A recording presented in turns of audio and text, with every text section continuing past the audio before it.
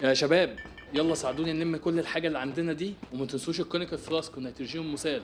عندنا عرض علمي ضروري جدا لازم نلحقه. هل لديهم عرض آخر؟ من أنتما؟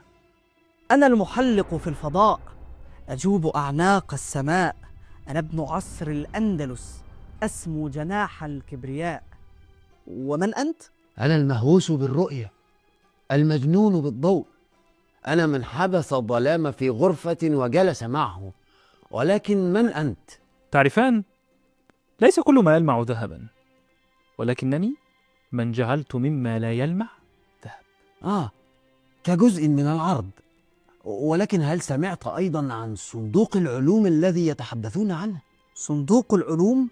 عن ماذا تتحدثان؟ هو صندوق مليء بالأدوات والتجارب، كنت أتمنى لو كان في عصري. سمعت أيضا أنهم يقومون بإعداد تطبيق.